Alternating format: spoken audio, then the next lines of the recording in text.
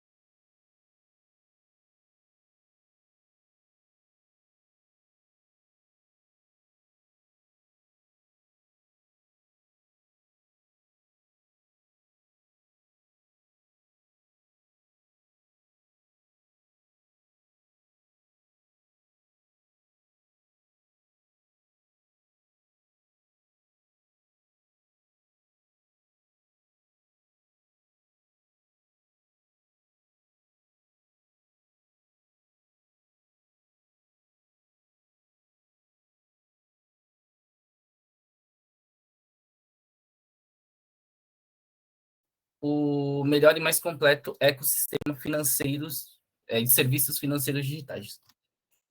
Aqui mostra um pouquinho ali, ilustra um pouquinho o que eu havia falado anteriormente. Então, aqui a venda física, a venda online e a venda recorrente, beleza? Aqui a gente vou falar um pouquinho sobre a história da Vind, né? Então, nós temos aí 9 anos de história. Temos mais de 20 mil clientes, entre eles aí, ó, Play Kids, Bluefit, Latam, Exame, WhatsApp, Sky, Centauro e Sesc. Mais de 320 colaboradores e 21 áreas, né? Os fundadores aí, os sócios fundadores são aqui esses moços aqui, ó, Rodrigo Dantas e Reginaldo Dutra, né? E fazemos parte do grupo Local Web, que é todo esse ecossistemazinho aqui de empresa que vocês estão vendo na tela. Tem mais de 20 unidades de negócio e temos aí mais de 3.500 colaboradores. Dentro da Vinge aí, o que mais traz aí ao Live Encode, né, o que faz mais parte do Live Encode são as squads de engenharia e SRE. A engenharia é responsável aí pelo desenvolvimento, manutenção, especificação, criação de novas funcionalidades, e o SRE que garante aí a qualidade do software, confiabilidade e performance do software da Vinge, beleza? A Vind participa aí de programas de formações e iniciativas, né? A gente tem o Vind University. Meu inglês é péssimo, galera, desculpa. E ali esse Vind é o que a gente chama de VU. O VU ele traz pessoas da própria Vind aí para trazer experiências, conhecimentos e às vezes traz algumas palestras de pessoas de mercado. Na última agora teve um psicólogo, né? A Vind é patrocinadora do TreinaDev, que é um programa da Campus Code, né? Que visa formar desenvolvedores, é um programa 100% gratuito. Inclusive, eu e o Rob participamos desse treinamento e hoje estamos aqui graças a ele. E a gente também está no segundo Transforma Vind, né? Que ele tem aí como objetivo de trabalhar jovens de periferia para incluir esses jovens no mercado de trabalho aí. E a gente traz esses jovens para a Vind, a gente ministra treinamentos, faz com que esses jovens vivam ali com os times em situações reais, né? Justamente com o intuito. E é um programa que a gente utiliza algumas ONGs aí, é feito em parceria com ONGs. É um programa bem legal. A gente já está no segundo Transforma 20. Certo, Rob? Perfeito, mano. Segundo, sim. Agora a gente. Esse mês ainda a gente começa a imersão deles aqui na Vind. Pelo menos uns 20 jovens vão estar aqui fazendo uma imersão com a gente. Beleza. Então aí eu passei um pouquinho sobre a Vind. Quem quiser nos procurar nas redes sociais, aí a gente tem um podcast, que é o Dentro do Ring. Temos o Vind Talks, blog da Vind. Temos redes sociais aí, Instagram, Facebook, YouTube, LinkedIn. Né? E por fim a gente faz aquele jabazão. Quem quiser fazer parte da Vind aí, ó, escaneie o QR Code ou acesse esse link e vê as vagas disponíveis. Nós iremos adorar tê-los aí como nossos parceiros de equipe. Acho que sobre a Vind é isso, gente. Obrigado. Boa, cara, valeu, brigadão mesmo. Era para ser breve mesmo esse sentido, não é pra gente fazer um negócio muito cansativo, é para as pessoas. Hoje a estrela do dia aqui é a Elaine aí, que vocês já estão vendo aí na tela. E desculpe mais uma vez, porque no começo da live, de novo, eu esqueci de tirar o mudo para quem tá indo lá pra Twitch. Então o Will, que são o pessoal que tá ao vivo ali, me alertaram aqui. E tá audiência boa, viu, Elaine? Então pode tomar uma água aí, exercitar os ombros para você começar. A partir de agora é tudo contigo, dá pra gente só curtir. Cara, meu, obrigado por aceitar, assim, logo de início. Acho que foi a primeira vez que eu tinha trocado ideia. Trocamos ideias ali na cervejaria, depois um pouco na Rubiconf lá e tudo mais. E liguei, peguei o seu contato, consegui. A Thaís fez um lobby sensacional e a Thaís já tinha passado várias apresentações sua e todo o meu processo de mentoria que a Thaís fez comigo tem muito do que você passa e do que você faz e eu aprendi bastante com esse processo. E curto pra caramba o processo da maneira que você faz e eu acho que seria um momento legal das pessoas. Quem tá assistindo pela Twitch, tem bastante gente lá do canal do Ruby Brasil e do Telegram que eu sei que vai colar junto e depois também pode assistir gravado. E o pessoal da Vind também é bastante prazeroso ter você aqui hoje para poder compartilhar um pouco desse conhecimento com a gente, beleza? É contigo agora. Muito obrigada pelo convite. Eu fico super feliz de ser, principalmente pela Thaís, reconhecida, assim, anos de história aí de comunidade, de Ruby, de eventos, Rails Girls. Tem esse meu lado palestrinha, mas tem o lado por fora da comunidade também, de trocar ideia. E é uma honra estar aqui. Muito obrigada pelo convite. Aí eu vou fazer o setup aqui, deixa eu testar, deixa eu inverter a câmera. No momento palestrinha online, né? Que eu tive que me adaptar ao longo aí da pandemia. Quem não, né? Quem não? Nós estamos aqui falando de novo de code review, né? De revisão de código. Preparei alguns slides, pessoal. É um pouco de tudo que eu já apresentei, mas sempre tem alguma coisinha nova. Então, esse aqui é preparado especialmente para esse evento. Muito obrigada novamente pelo convite, né? Novamente, eu sou a Elaine, sou desenvolvedora de software aí há mais de 10 anos, já atualmente trabalho com Elixir e Ruby numa empresa gringa. Vocês fuçam lá o LinkedIn, tem coisinhas legais. Tem essa formação acadêmica também bem forte. Vim lá de um bacharel em engenharia da computação, depois fui para ciência da computação. E às vezes as coisas não casavam muito assim no meu dia a dia de desenvolvimento, então por isso que eu tenho essa meta pessoal de tentar trazer um pouco desses mundos junto. Vocês vão ver bastante disso nessa apresentação. Não são todas as apresentações que tem isso, mas essa aqui em especial tem essa pegada. E os slides estão disponíveis já. E essa aqui é a fotinha atualizada, finalmente. Eu mantinha uma fotinho antes da pandemia, uma fotinha super velha, tinha mechas loiras e o cabelo cresceu. E essa aqui foi a fotinha atualizada da RubyConf. Tive a honra lá de ser keynote encerrando o evento, falando super rápido, mas deu tudo certo. E por onde essa palestra andou, né? A gente começou lá no Agile Trends, uma dev falando em evento de ágil. Ela foi caminhando aí ao longo dos eventos, passou por vários lugares, inclusive foi lá para Curitiba. E agora estamos aqui, né, falando, aí já são 2, 3 anos mais ou menos rodando com essa palestra. E o legal é que sempre tem assunto para adicionar, para comentar. Então, mas vamos começar aqui pelas expectativas, né? A ideia é discutir, trazer alguns tópicos sobre os desafios e práticas da revisão de código, né, o Code Review. Então, eu gosto sempre de começar pela definição, para colocar todo mundo na mesma página, né? O Code Review, que é a revisão de código, né? Ele é um processo de verificar um sistema por meio da análise do código-fonte, e ela precisa ser realizada por humanos. Não necessariamente, né? Mas aqui a gente está focando principalmente em humanos, que é basicamente, né? Você pegar o código e ler. Ele é um texto, né? Você vai analisar e vai entender ali o que está acontecendo, né? Você vai ter uma pessoa que vai ter esse papel de revisora. E qual que é o objetivo principal, né? O principal objetivo é achar bugs, achar os defeitos no código.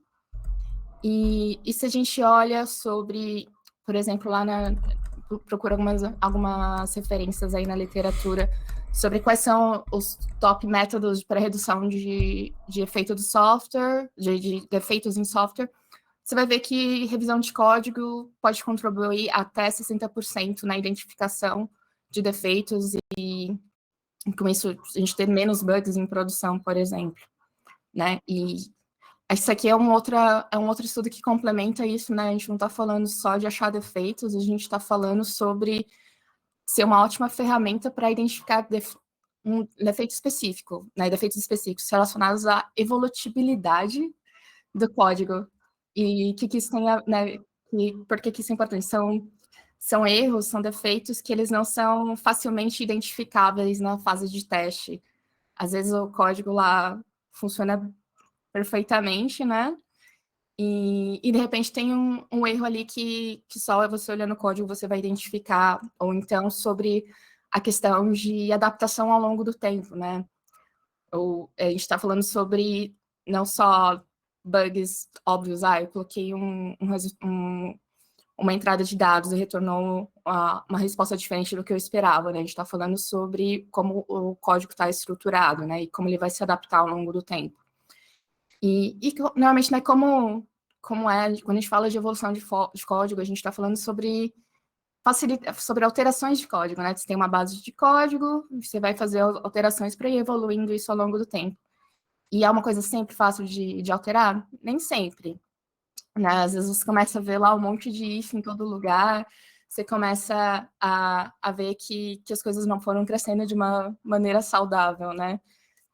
E aí entra muito nisso da questão de quão fácil, né, trazer esse sentimento, né, o quão fácil é alterar alguma coisa, a gente vai dando os nossos jeitinhos, nossos ajustes técnicos ali, né, e a gente vai acumulando algumas dívidas, a gente vai tendo, o que é uma dívida técnica, não é, aí é um importante parênteses, não é débito técnico, a dívida técnica, o termo certo, né? Sobre as decisões que a gente toma no presente, sabendo que não é a melhor decisão para a evolução do código, mas que a gente vai ter que pagar no futuro, né? Então, a gente está acumulando uma dívida para a gente pagar ali no futuro. E por que a gente faz isso, né? Para a gente conseguir entregar valor rápido, para a gente resolver um bug rápido, né? Para a gente ter a questão do valor de negócio, né? Então, quando eu coloco esse slide aqui para falar sobre isso, está tudo bem. Faz parte a gente ter dívida técnica, ela vai crescendo ao longo do tempo, né? Mas a gente tem que sempre olhar para ela. A gente não pode simplesmente aceitar que ela existe e está tudo bem.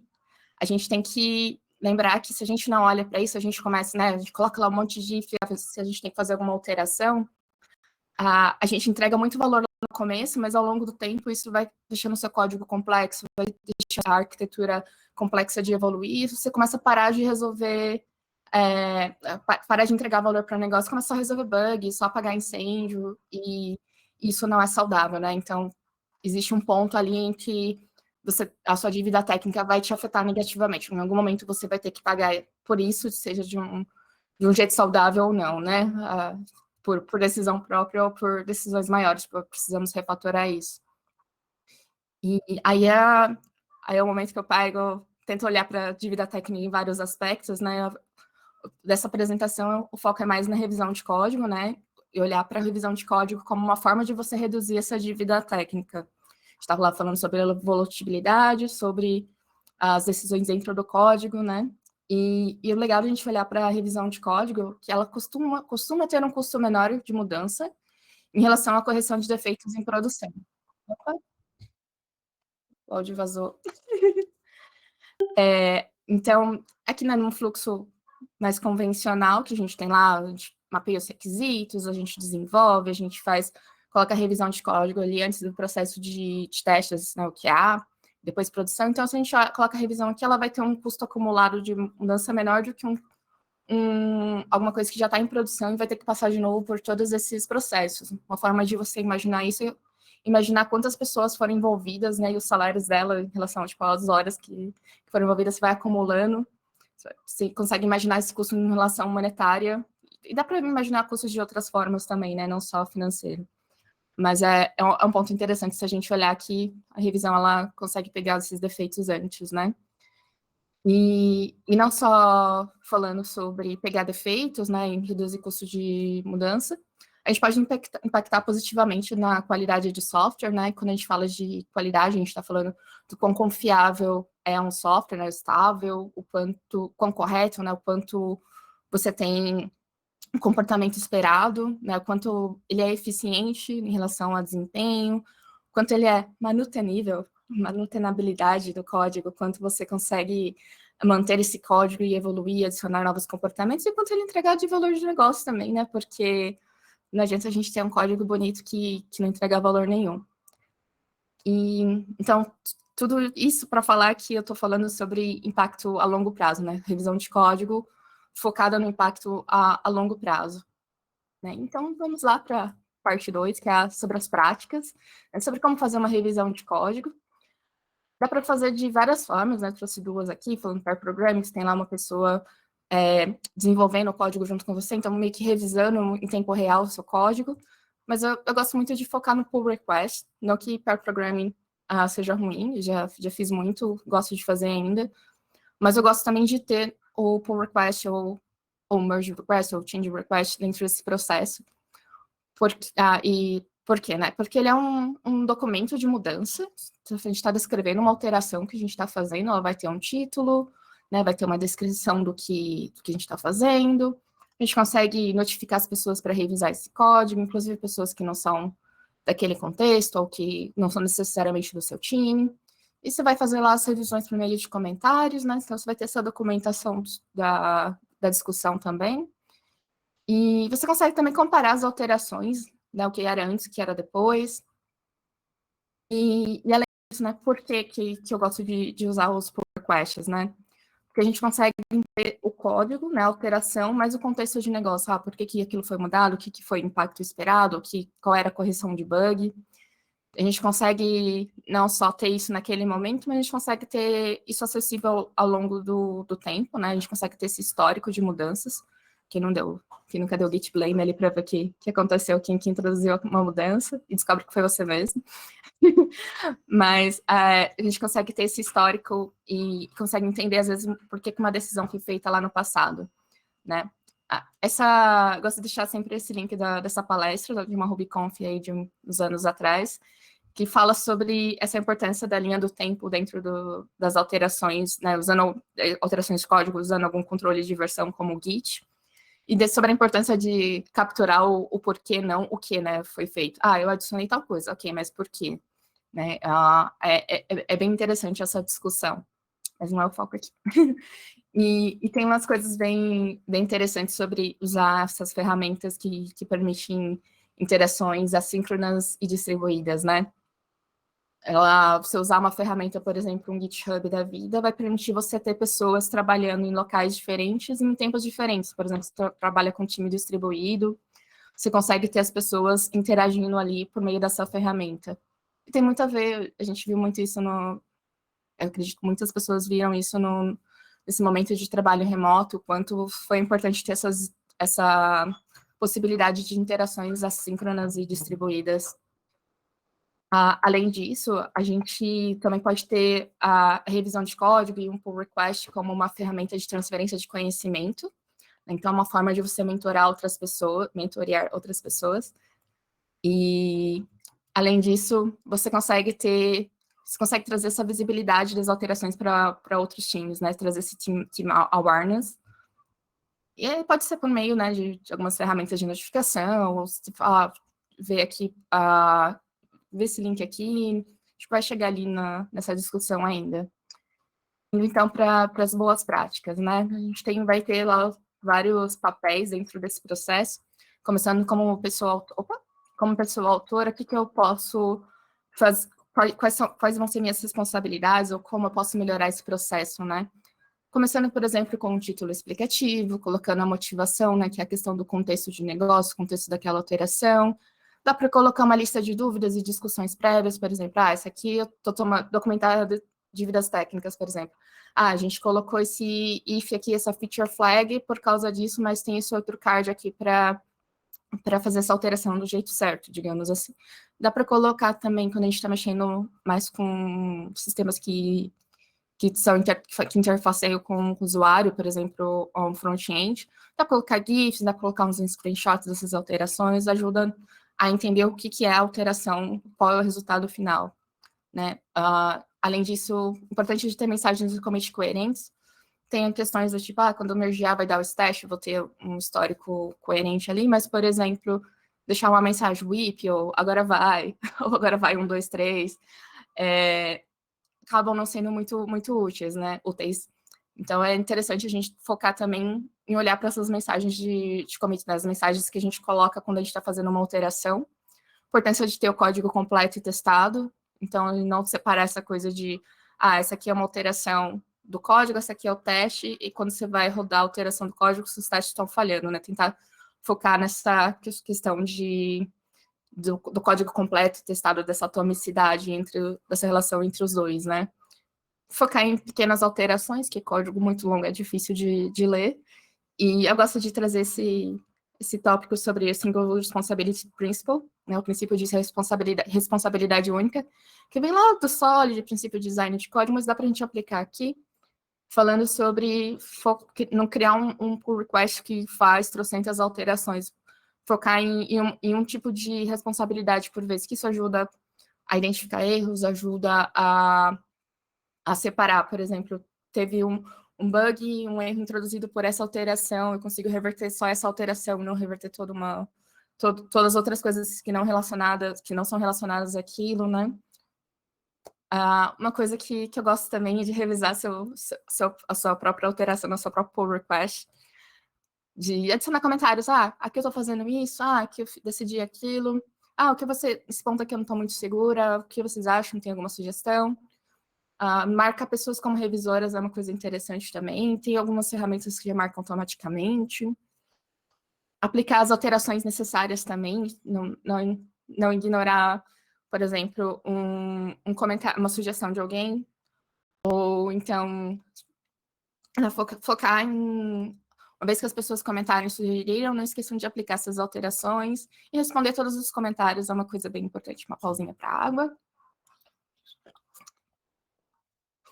Aí uma dica também aqui é, a gente falando de criação de pull requests, né, usar os templates, forçar, ter uma sugestão de como ter esse padrão, né, eu quero ter a descrição do que eu estou fazendo, qual é a motivação e contexto, de repente alguma sugestão sobre alteração, tipo de mudança, que é só uma ideia, né. Aí agora o outro papel, né, eu falei só para a pessoa autora, a gente vai ter a pessoa revisora, as pessoas que vão revisar essas alterações, e qual é o mindset, né? Qual que é o objetivo dessas pessoas? A primeira coisa vai ser identificar os defeitos, os bugs, né? E também vai ter essa questão de ser aquele momento para sugerir soluções alternativas, refatorações, principalmente quando a gente está lidando com tipo, sistemas, com linguagens diferentes. Por exemplo, hoje eu trabalho com Elixir e Ruby. Quando eu troco de linguagem de programação, às vezes eu não lembro exatamente qual era a melhor forma de fazer aquilo. Então, é uma forma das pessoas sugerirem, olha, tem essa outra forma aqui. No caso do Elixir, tem o pattern matching, tem isso. É um bom momento ali para sugerir esse tipo de refatorações. Dá para reforçar padrões de código de design, por exemplo. Está usando essa coisa super complexa, mas talvez não seja necessário aqui. Ou, a gente usa... que tal colocar uma feature flag para essa situação, ou não, talvez não colocar algo, né? É um momento para a gente ter esse tipo de discussão também. Como pessoa revisora, eu posso também olhar, validar se a funcionalidade é coerente com o objetivo de negócio. Por exemplo, uma alteração, ver se aquela alteração de código corresponde com o objetivo daquela história, com o objetivo de negócio, né? É uma oportunidade para isso também.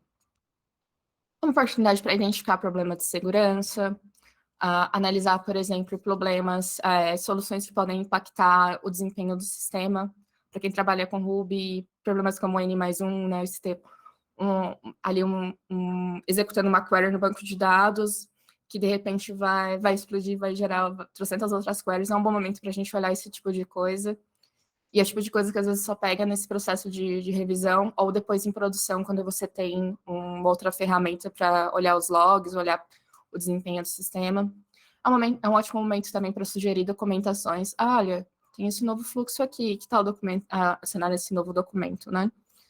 E é um ótimo momento para a gente validar a qualidade do código. Seja um nome de variável, até extrair, né, no caso de orientação a objetos, extrair uma nova classe, usar um novo módulo ali no caso de funcional, criar novas funções. É um momento para a gente falar sobre isso, olhar para essas coisas, né, identificar os code smells. E também não só para julgar o código alheio, né, para cooperar ali com o código, mas também é um ótimo momento para você conhecer novas funcionalidades. Às vezes eu gosto de revisar código, por exemplo, até de iOS. Conheço alguma coisa? Hoje em dia eu conheço alguma coisa, por causa desse processo. Veio o meu contato ali, eu sei, por exemplo, como era uma funcionalidade do lado do back-end ali de Ruby, Elixir, e precisava ser feita uma funcionalidade parecida na parte de aplicativos, né, de Android, iOS. Eu conseguia ter essa associação e ir aprendendo novas coisas ali, né? É um momento para aprender novas tecnologias e um momento para compartilhar conhecimento e dúvidas também. A gente vai voltar nesse ponto aqui depois. Então, uma vez que a gente sabe lá o que é, como que é mais ou menos no dia a dia, quais são os desafios, né? Parece muito simples, é só revisar o código. Mas às vezes o primeiro problema é a dificuldade de conseguir o review, né? De ter o tempo para a pessoa revisar o seu pull request. E como que é essa passada de bola, né? Essa transição entre esse aqui é o código que eu fiz e esse aqui é o seu momento para você me ajudar a revisar o meu código. Acho que o primeiro desafio é trazer visibilidade. Como você traz visibilidade dos pull requests que precisam de revisão. Dá para usar algumas ferramentas de notificação, algumas integrações, por exemplo, GitHub, Slack, GitHub e e-mail. Dá para acompanhar pelo board, né, se você usa um Gira da vida, alguma ferramenta que tem esse tracking das histórias, dá para acompanhar métricas por ali. Dá para, de repente, acompanhar até uma interação de bugs. Ninguém revisou esse código aqui, Tava ali na cara o erro, aumentou o número de bugs no seu sistema. Pode ser uma forma de trazer a importância desse processo. Às vezes entra naquela questão também de o impacto no tempo de entrega. Eu vou desenvolver, eu vou ter que parar ainda para revisar meu código, para outras pessoas revisarem meu código, e vou ter que parar para revisar o código de outras pessoas também. Se a gente começa a olhar como que é isso em outras nas big techs da vida, por exemplo, lá no Google, tem esse paper aqui bem interessante falando sobre revisão de código moderna, e acho que uma coisa bem interessante é esse comentário falando sobre 70% das alterações do Google são integradas em menos de 24 horas após o pedido de review. Claro que está considerando algumas interações automáticas, mas precisa sempre ter um approve tipo, autorização de merge ali por uma pessoa de verdade, né? Por um humano, não por uma máquina. E não são todas as alterações, mas 70% delas. É um número bem significativo ali, né? Aí, quais são os insights ali desse processo, né? Por que acaba sendo tão rápido? Normalmente são alterações pequenas, tem uma pessoa só como revisora, sem comentários, além da autorização para integração, né? Autorização de merge. O que significa esses 100 comentários? Aqui não tinha nada para comentar? Não, aqui está falando sobre o alinhamento, né? Não tava o código que foi, uma vez que o por baixo foi aberto ali, ele já estava, a alteração estava alinhada com a expectativa do time de engenharia. Né? Essa aqui é uma frase desse livro Talking with Tech Leads, que fala sobre sua base de código parece ter sido escrita por uma única pessoa. É uma reflexão bem interessante quando você pensa. Eu já cheguei a olhar assim, esse código aqui eu sei que foi tal pessoa que escreveu, aquele outro foi outra pessoa. Tem essa questão do estilo de escrita, até nome de variável aleatória que a pessoa cria. Mas olhar como para sua base de código e pensar nela como escrita por uma única pessoa que está falando muito sobre alinhamento, né, sobre coerência ali. E entra muito também nessa parte do senso de coletividade sobre a base de código, né? Sobre a importância de ter esse collective code ownership, do quanto tá todo mundo no mesmo barco, tá todo mundo participando do processo, não ter essa coisa de esse código aqui é meu, ninguém mexe, aquele outro código ali é de fulano, ninguém mexe, né? Lembrar que quem faz parte da revisão de código, quem faz parte do review, faz parte também da construção da solução. Acho que hoje em dia, por exemplo, o GitHub, ele mostra lá uma pessoa que aplicou uma sugestão de outra pessoa para essas duas como autoras daquela alteração, não só uma pessoa. São pequenos ajustes que ajudam até esse senso de coletividade, né? E eu diria que esse são um caminho ideal, né? Você ter a questão da importância sobre esse processo, sobre a questão de todo mundo fazer parte do processo também. E como ir nessa direção, né? Como pessoa, a gente precisa lembrar, aí eu entro na parte mais de people skills, de interações humanas, lembrar que o feedback deve ser sempre sobre o código, não sobre as pessoas. Acho que isso é uma coisa bem importante, a gente está falando de interação, de comentário, de avaliação. Né? Lembrar que ninguém acorda e pensa, vou lá adicionar um bug e já volto, ninguém está tomando decisões erradas de propósito. Né? Importante também lembrar de apoiar a participação de todas as pessoas do seu time e lembrar que não é porque alguém é experiente que não vai errar e não é porque alguém é iniciante que não vai ter contribuição. Você ter, por exemplo, um código que não está claro para alguém que está fora do contexto é um sinal, é um code smell, né? É um sinal de que você pode ter um problema ali no futuro. Né? Pensando em evolutibilidade do código, então pensando sempre em longo prazo. Outra forma também de ir nessa direção, né? Focar em criar comentários, em usar comentários explícitos e descritivos. Né? Por exemplo, eu coloquei aqui um emoji. O que essa pessoa está falando? Ela está falando para eu jogar minha alteração fora, que era um exemplo muito bobinho de um upgrade do Rails. A pessoa só estava, na verdade, falando para apagar esse espaço extra ali, não sei se vocês conseguem enxergar. mas ela podia falar, apaga aqui esse espaço, por favor. Não é necessário no código. Lembrar que, por exemplo, comentários repetitivos sobre estilos de códigos, estilos de código podem ser substituídos por alguma ferramenta de análise de código. Se você quer reforçar um estilo de código, dá para você usar o bots a seu favor, né? Tem várias ferramentas para isso, inclusive elas podem analisar a questão de segurança, questão de uma variável que não está sendo usada, e consegue até identificar alguns bugs.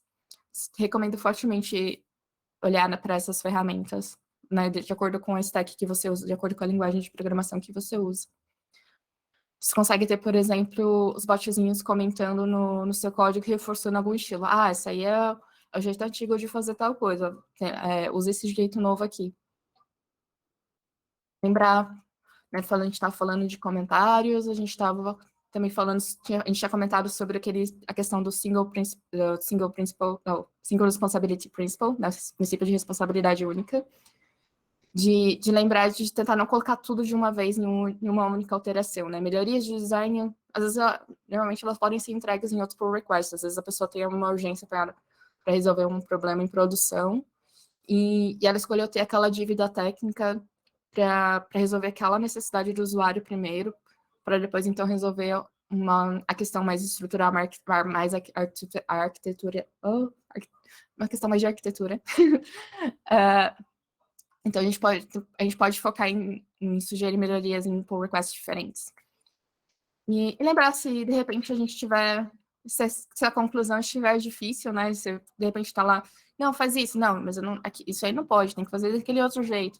Se tiver se as pessoas, né, a pessoa autora e as pessoas revisoras tiverem um conflito ali sobre a decisão de qual é a melhor solução, lembrar de não se limitar à ferramenta de review, né, não se limitar ao GitHub, por exemplo. Lembre-se que você pode, de repente, fazer uma call, fazer uma videochamada, de repente, presencialmente, mas aí deixa minha dúvida, vocês acham que presencialmente, esse tempo todo remoto, como que vocês têm achado? Para mim, eu tenho trabalhado remoto nos últimos 2 anos e 2 anos e meio já, quase 3, meu Deus. E não tenho tido problemas em ter, mas ainda uso, tipo, normalmente coisas muito difíceis ainda não se resolvem sozinhas no GitHub. Às vezes a gente precisa trocar uma ideia no Slack, às vezes precisa trocar ideia até numa videochamada para colocar todo mundo na mesma página. Tem tantas ferramentas, por exemplo, o Miro. É importante, né, uma vez que você tomou aquelas decisões offline, né, online, né, tomou aquelas decisões longe da ferramenta de review. Não esqueçam de comentar isso e deixar claro quais foram as decisões, para evitar as pessoas entrando no mesmo loop e gastando energia tentando resolver os mesmos problemas, né? Se já foi resolvido, documente, recomendo fortemente. Uma outra coisa que é importante prestar atenção na forma de como se comunicar, né? A gente está falando sobre a revisão por meio de comentários, é como se fosse uma conversa com a pessoa. Então, muitas vezes nem sempre é óbvio que um comentário, um comportamento é prejudicial, né? Não tem receio em pedir feedbacks, essas coisas podem ser invisíveis, né, pra gente. Não costumam ser invisíveis, principalmente quando a gente fala sobre vieses inconscientes, que está aqui. Uma dica sobre comunicação não violenta foi um livro que me trouxe muitos insights sobre isso. Tá? Eu deixo o link no finalzinho. E os vieses inconscientes são aquelas coisas que são invisíveis pra gente, mas que às vezes é um comentário que vai ser agressivo. A gente sempre tem coisas que a gente pode melhorar, né? E como organização, né? Como empresa, eu falei como pessoa ali, como indivíduo, e como organização, coisas mínimas do tipo, tenha critérios bem definidos, um número mínimo de aprovações. Eu não preciso ter aprovação de todo mundo que deixou um comentário. Se eu tiver, por exemplo, 2 aprovações é suficiente para eu mandar para a próxima fase, né? Por exemplo, fase de teste, a fase de produção. Como organização, é importante a gente também ter atenção aos silos de conhecimento. Eles chamam de bus factor, ou fator de loteria, que fala sobre grupos ou pessoas que detêm conhecimento sobre aquela área, e se de repente elas saem da empresa, ou são acertadas por um ônibus. Não gosto muito desse termo, mas é um jeito de lembrar. O que aconteceria, né? Se teriam mais pessoas que conseguiriam entender aquele sistema, aquela área de domínio. Então, a importância do compartilhamento de conhecimento ali. Lembrar também sobre prestar atenção sobre o fator social. Essa é uma coisa que em algum momento vai acontecer. Esse artigo ele comenta sobre a influência do fator social e dos fatores técnicos quando a gente está falando de contribuição. A gente imagina, estou falando de código, vai ser um fator técnico que vai influenciar, né? Mas, por exemplo, um exemplo de fator técnico é a questão de ter os testes junto com a alteração. Os testes automatizados ali, né? Os testes unitários, por exemplo. Os testes de unidade, na verdade. Quando a gente olha para esse fator técnico, esse estudo é interessante, que ele fala assim, se ele tem essas duas coisas, né, alteração e teste, o pull request tem 17% mais chance de ser aceito. Aí, se você tem uma relação social, um fator social, a pessoa autora segue a pessoa responsável pelo projeto, ela explode assim, a chance. Vai para 187% mais chance do pull request ser aceito. Aí, o que isso pode significar, né? Pode significar que as pessoas se conhecem ali dentro da contribuição do GitHub, mas é um tipo de fenômeno que a gente consegue imaginar no dia a dia. Eu preciso ter esse processo aqui de code review. Fulano, ciclano, aprova para mim. Existe essa interação, o que a gente pode chamar até de merge buddies, né? Os amigos de merge ali. Então, existe um fator social ali, pode existir um fator social com grande chance de influenciar no processo, né? Aí uma recomendação sobre isso é ter isso formalizado, né? Ter um documento, um guideline que fale também sobre os aspectos comportamentais que a gente está falando. A gente falou sobre comentários, sobre feedback, sobre comentários prejudiciais, né? A gente falou sobre esse fator social.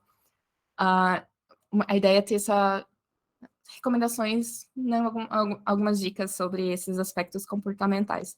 Aí uma coisa nova aqui que eu adicionei em relação às minhas outras palestras, olhar, por exemplo, até para documentação de uso de linguagem inclusiva, esse link é bem legal. Lá na firma a gente estava discutindo sobre isso. É focado mais em inglês, mas dá para converter para português também. Fica a dica para documentar esse tipo de coisa. Por exemplo, a alteração que o GitHub fez sobre usar o termo main branch em vez de master. É um exemplo desse tipo de discussão que dá para trazer dentro desses documentos. Aí uma dica legal também é de lembrar que a gente está falando sobre comunicação em vários níveis, né? Não só escrita, dá para até aplicar isso para comunicação verbal e não verbal. Aí aqui é um momento de mudança da palestra, né? Falando sobre as coisas invisíveis, os buracos, os perigos que a gente pode correr durante esse processo que só podem ser invisíveis, né? Esses riscos invisíveis que podem acontecer. A gente pode classificar como comportamentos tóxicos. Né? O que é um comportamento tóxico? São os comportamentos que eles podem impedir inovações e ideias. Por exemplo, não, aqui a gente não faz isso, não. Aqui você vai ter que respeitar o que fulano acha que tem que fazer com o sistema. Não é aquela coisa coletiva, né? Um exemplo de comportamento tóxico também são situações, comentários, interações que promovem a cultura da não comunicação. Não vou falar com ciclano, com fulano, tenho receio ali, não. Ter essas pessoas inacessíveis de alguma forma. E isso é um problema, porque elas colocam um projeto e um negócio em risco por centralizar essas informações, lembrando lá do Buzz Factor, né? E normalmente são comportamentos que têm essa comunicação agressiva. Eu falei da comunicação não violenta, né? Essa aqui seria o oposto da comunicação agressiva, e ela normalmente se expressa em vários níveis, né? Não só verbal, não verbal, mas como escrita também. Não verbal, por exemplo, física, uma careta, um olhar que transmite uma certa agressividade. Aí comentários como assim você não sabe sobre isso? Como deixaram você entrar aqui? Você não fez processo seletivo? Vou ter que te explicar de novo. Essa daqui eu já ouvi. E eu vi a pessoa falando para mais de uma pessoa. E quando a gente começa a olhar sobre esses fatores né, de os fatores comportamentais, quando a gente começa a olhar, até naquele artigo do Google, ele fala sobre análise de sentimentos em comentários, e essa análise tem mostrado evidências de que comentários com tom negativos tendem a ser menos úteis. Então, você está gastando recursos, dinheiro, tempo, usando esses comentários em tom negativo. Eles não estão agregando o valor que essa interação poderia estar agregando, né? E, então, como a gente pode evitar isso? Simples fazer review como seres humanos, esse artigo é muito bom. São 2 blog posts, não lembro se tem um terceiro, acho que tem um terceiro. Mas faça review de código como seres humanos. Né? Usar uma tática simples, né? A gente tem o princípio lá, a gente tem esse princípio, por exemplo, ask, don't tell. Não, é o tell, don't ask, né? Eu invertei. A gente tem lá o princípio do código, fale, não pergunte, questão de design de código, daí aqui a gente traz uma inversão ali, foca em perguntar, não diga como fazer tal coisa. Então, ok, é só perguntar. Aí você vai lá, testes não são importantes para você? Uma pergunta com tom sarcástico, com julgamento pessoal, né? É um tom negativo, não está sendo útil. Esse PR não pode ser mergeado, lá dá um request changes. Sem nenhuma instrução. É um comentário opinativo, sem uma ação concreta, imperativo, não tem ou você segue ou não, ou você acata ou não. Não te dá uma ação para resolver esse conflito, para entregar valor, só está consumindo tempo e energia ali. Não é um comentário útil. Por que você não criou uma nova classe? Às vezes a pessoa está perguntando, tentando entender o processo de raciocínio da outra pessoa, mas esse tipo de pergunta, ela é um comportamento tóxico silencioso. Essa pergunta, ela tem um julgamento pessoal. Você está transmitindo a mensagem, como você ainda não pensou nisso? Às vezes a pessoa só queria entender, mas essa é a mensagem que ela está transmitindo. Então, ela tem uma mensagem com um tom de julgamento. Então, a gente pode, olhando principalmente naquela pergunta anterior, né? Dá para buscar criar comentários de uma maneira mais construtiva. Por exemplo, o que você acha de extrair essa lógica para uma classe? Acredito que vai melhorar a legibilidade e reduzir a complexidade. Você está pedindo a opinião da pessoa sobre o que ela acha, está deixando a decisão de escolha para ela, e está te trazendo o porquê você acha que aquilo é importante. Uma forma de você conseguir até dar a mentoria para outras pessoas de engenharia ali, para outras pessoas desenvolvedoras. Se coloca qual é o motivo, qual que é o objetivo daquela alteração. Ou então, quando você está tentando entender o raciocínio daquela pessoa, por exemplo, você pode perguntar do tipo, não sei se você já analisou isso, mas será que não vale a pena criar uma nova classe para esse caso? Às vezes a pessoa já pensou naquilo, às vezes ela tomou aquela decisão e você não sabe, você você não participou de todo o processo para saber todas as posições, né? Então, é importante a gente não deixar claro que a gente não está assumindo esse contexto, né? A gente está tentando trazer um tom de sugestão, tentando não supor nada sobre aquelas escolhas, dado que a gente está revisando, a gente não tem o contexto inteiro. Que é a parte importante da revisão de código, é ter uma pessoa fora do seu contexto ali revisando também. Então, a gente está indo para a última parte, né, dos aprendizados, nem sei do tempo, mas acho que está tranquilo. A gente acaba não olhando, a gente olha para código, a gente olha para a parte técnica, a gente pensa que é tudo sobre a ciência exata, é tudo sobre números, códigos e etc. É tudo muito técnico, mas tem muito a ver, quando a gente fala de desenvolvimento de software, a gente existe uma relação muito forte com cultura e comunicação, principalmente quando a gente está falando nesse contexto de revisão de código. E quando a gente fala sobre cultura, a gente tem essa sensação de que a cultura é uma coisa que já estava ali e ela sempre existiu e você não tem nenhuma responsabilidade. Mas, na verdade, a cultura é uma coisa em transformação e que toda vez que você faz parte daquela cultura, você também está ajudando a construir e a replicar aquilo. Então, a cultura pode mudar de acordo com as pessoas que fazem parte daquele grupo, daquele contexto. Então, tenho de reflexão aqui para olhar para o seu time E quando a gente fala de cultura, sobre comportamentos, sobre contextos, a gente pode falar sobre diversidade, um tópico bem importante quando a gente fala no contexto de desenvolvimento de software, né? A gente fala que diversidade que pode te ajudar a estimular a empatia, mas não só isso, né? Uma vez que a gente tem pessoas diversas, a gente consegue melhorar, entender vários contextos diferentes, a gente pode ajudar a reduzir esses comportamentos tóxicos. Mas essa aqui é a parte que é interessante para as empresas, né? Além disso, isso pode impactar positivamente na inovação e lucro, pessoas diferentes pensando em soluções diferentes. Tem esse estudo bem interessante da McKinsey que fala sobre a questão de diversidade de gênero entre as pessoas líderes de uma empresa. Se tem 21%, se você tem diversidade de gênero, sua empresa vai ter 21% mais chance de resultado acima da média do mercado, e se você tem uma diversidade cultural e étnica, você tem 33% mais chance de resultados acima da média do mercado. A gente também está falando de lucro, não é só porque está no hype e coisas do tipo. E, além disso, né, olhar sobre as pessoas que compõem seu time, olhar também sobre a questão do ambiente, de como que é o ambiente da empresa, os fatores não técnicos, né, pressão, sobrecarga de atividade, a experiência e contexto de negócio, eles influenciam nesse processo de qualidade de código e influenciam também no processo de revisão de código. A qualidade do software resultante de tudo isso, a qualidade do software vai refletir todos esses fatores, né? A gente está olhando a parte contra contribuição técnica, ela vai ser um reflexo das pessoas que fazem parte daquele contexto. A gente acaba não tendo, assim, no dia a dia, não sei se todo mundo consegue ter esse mesmo sentimento, mas tudo isso vai influenciar de alguma forma, né, os fatores técnicos e não técnicos. E isso vai impactar também no código escrito, não só nas funcionalidades, mas no quão legível é seu código, no quão documentado é seu sistema. E aí é uma coisa que eu gosto de deixar de reflexão. A gente escreve código, né? O código escrito, ele também é uma forma de comunicação.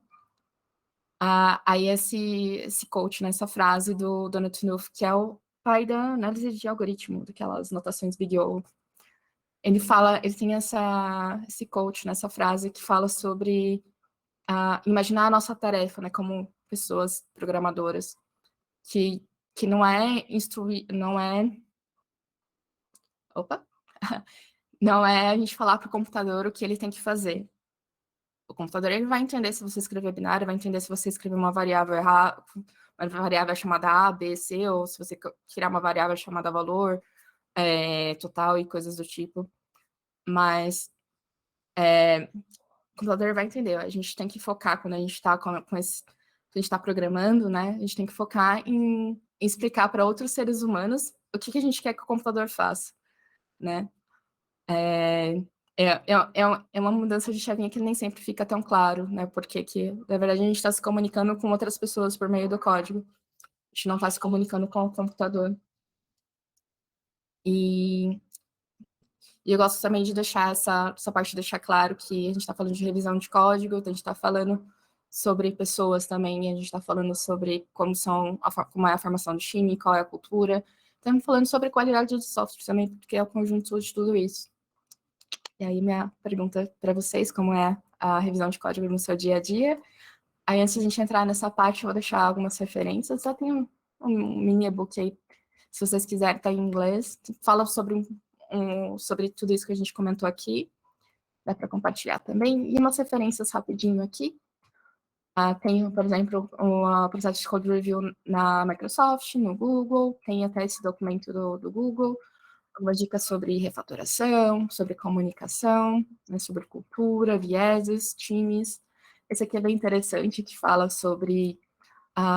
é um estudo com ressonância magnética, olhando como seu cérebro, como o cérebro de uma pessoa sênior e uma pessoa júnior funciona.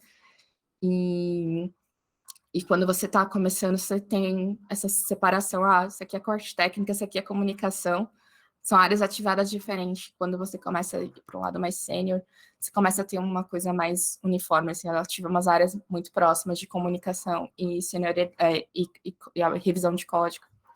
Se eu não falei bobeira, é isso aí. Aí outras dicas aqui interessantes, algumas reflexões sobre até quando refatorar ou não. E, esse aqui é um dos adicionais aí em relação, por exemplo, à palestra do Guru, que fala sobre o processo de aprendizagem, de aprendizagem como pessoa desenvolvedora, né? Sobre a importância de entender os nossos cérebros durante esse processo, né? O quanto como a gente aprende, o quanto, por exemplo, como é o processo de mentoria de uma pessoa iniciante, de uma pessoa que já tem mais experiência. Tem uns insights bem interessantes até, por exemplo, sobre tamanho de função, por que é importante a gente não ter funções, métodos muito longos. Esse livro traz bem essa parte cognitiva. É bem interessante, recomendo fortemente. Eu falo um pouco sobre isso nesse processo, nessa palestra sobre Elixir, que fala sobre como foi meu processo de aprendizagem e o quanto isso foi importante para mim. E aí, sobre revisão de código, posso deixar esse tweet da Roberta falando, vocês acham que sempre a gente precisa disso? Quais são as opiniões? É o famoso depende, né? Gosto muito de olhar para tudo isso, sobre quais são os trade-offs, né? E aqui, Fátima, tem a Thaís perdida aqui, fica o desafio me achar eu e a Thaís aí. Rails Girls, a gente fala sobre referência, sobre a importância da comunidade. Eu acho que sempre vale a pena a gente olhar para essas iniciativas e entender por que elas existem. Rails Girls é um exemplo que eu tô com saudades, que era pós-pandemia. Tem o foco de ensinar mulheres que não sabem nada de programação a começar nessa área. E esse aqui é meu projetinho à parte, chamado Elixir Lab. E, por enquanto, tem sido um formato de lives também, então a gente está meio parado, mas a ideia tem sido trazer introdução a Elixir e a programação funcional. A gente foca principalmente em revisar. É como se fosse um clube do livro para Elixir. Recomendo participar. A gente tem tentado trazer conteúdo em português sobre Elixir, que não tem muito. E essas são a minha equipe aí. Eu, a Raquel e a Ju, saudades. Beijo para elas, se elas estiverem por aí. E espero que presencialmente eu consiga distribuir esses adesivos que estão muito fofos. É isso, gente. Deixa eu trocar aqui. Muito bom. Você tinha uma reflexão ali que você tinha deixado na tela pro pessoal, né? Qual que Ah, era deixa eu mesmo a voltar reflexão? lá. Deixa eu voltar aqui, peraí. Como que é no seu dia a dia? Do dia a dia. Não sei se Aqui. alguém quiser participar e Opa, contribuir aí, falando como é o seu dia a dia de code review. Tem alguém aí?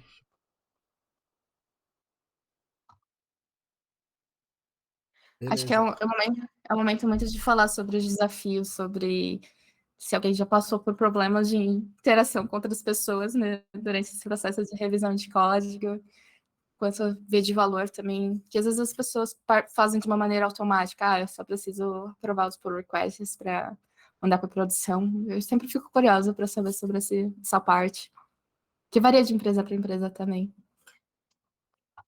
Alguém que está aqui com a gente? Eu passei já.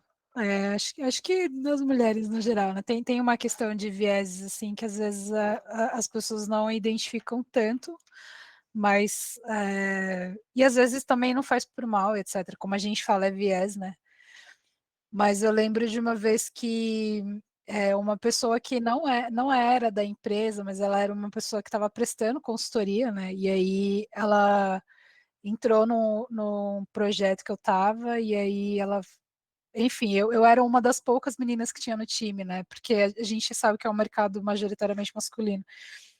E aí foi engraçado, porque a pessoa me parou no corredor e aí ela falou assim: eu dei uma olhada, eu tava dando uma olhada no seu código e você coda bem. Aí eu fiquei olhando e falei: mas será que ele fez isso para todo mundo? Será que ele entrou no pull request de todas as pessoas? Por que ele foi no meu, né? Tipo assim, por que ele foi olhar nos meus pull requests e ele sentiu a necessidade de falar para mim, né? Tipo, não, mas é isso, ó, tá muito bom o seu código, então É isso, eu entendo o racional que às vezes a pessoa nem fez por mal, tipo, né, às vezes a pessoa quis me parar no corredor e falar: "Nossa, legal, você coda bem", mas é estranho que é a necessidade de falar para uma mulher, né, do tipo: "Não se preocupe, você tá codando bem", etc. Então, às vezes a gente passa e é legal a gente sempre fazer essa reflexão, né, de se o comentário que a gente está fazendo, ou a forma como a gente está escrevendo, e até a forma como a gente está reagindo também, né, a uma certa revisão, às vezes não tem esse viés, assim, por trás dos panos, né. Ô, Elaine, depois a gente consegue mandar essa link da sua cara aqui? Ah, deixa eu já mandar, tá no speaker deck. Deixa eu Eu já vou passo para mandar vocês. na. E eu mando aqui também na Twitch. Eu fiz nesses dias aí, quando a gente. Depois que eu conversei contigo, eu coloquei no Twitter, e o pessoal fez uma relação de frases que recebiam. Inspirado na. Eu já sabia das suas frases ali, e vou colocar algumas aqui para você ver. Você até Uhum. Eu trouxe aí, né? só, Hã? só vou fazer uma pausa rapidinho, desculpa te cortar, mas só para colocar um comentário sobre o comentário da Thaís. Uma coisa que, por exemplo, uma pessoa está elogiando, às vezes ela não percebeu que ela tinha um viés que mulher de repente não codava bem. Né? Por que que ela se surpreendeu? Porque qual é o motivo daquela surpresa? Né?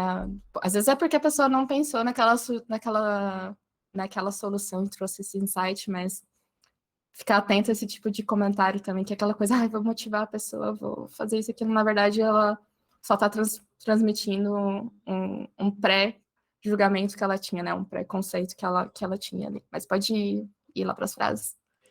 Beleza, deixa eu copiar aqui o seu link. Chat. Aí o pessoal já. Eu fui, coloquei no Twitter, né, algumas frases e pedi algumas frases que as pessoas tinham mais escutado e que mais impactaram elas assim. Então veio. Isso é bem simples. Colocar no público. Isso é bem simples, olha aqui. E aí ainda tinha a descrição ali, foi como a pessoa colocou. Preste atenção, só vou explicar uma vez. E seguir a explicação logo na sequência. Teve alguém que colocou assim: você precisa aprender para não repetir esse erro.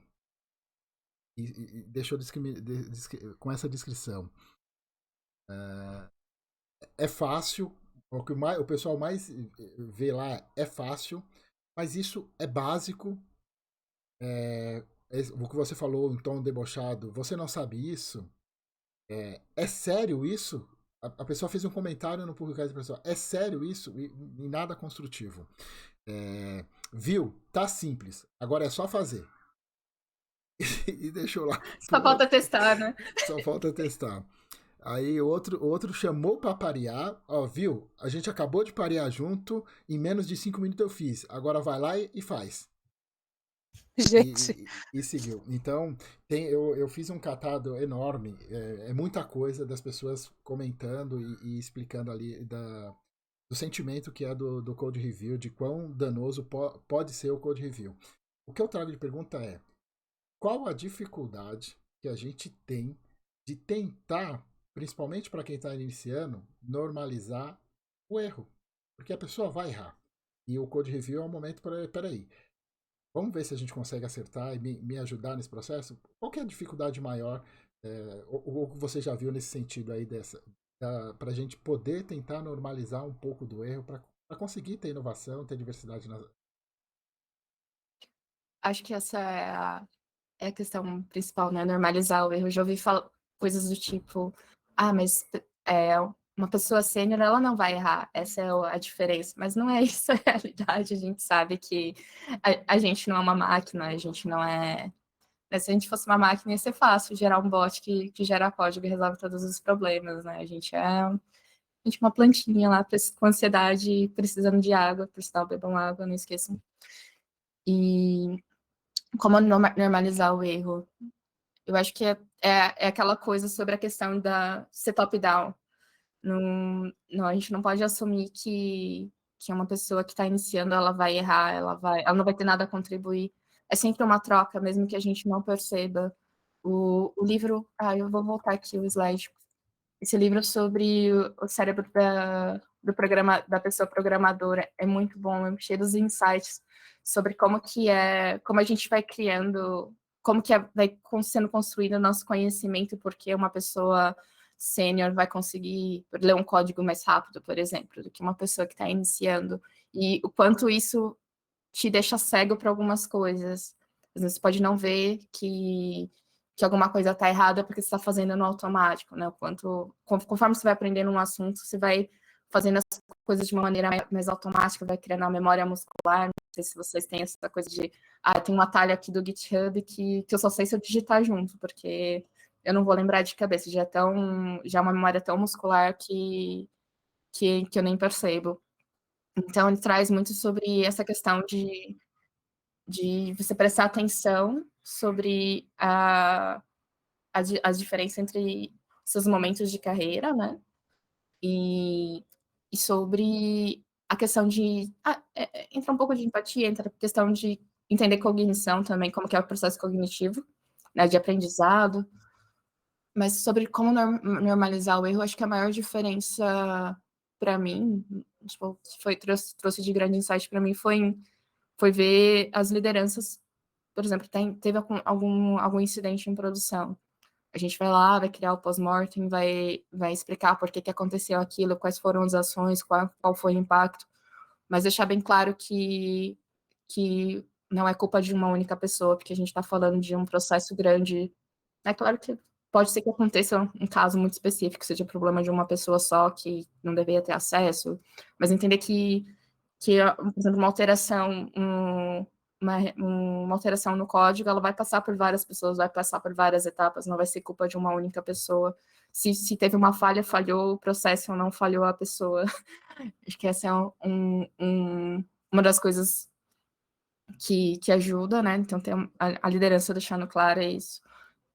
Um outro processo também que ajuda é a gente entender que a gente está numa área que é normal errar, infelizmente.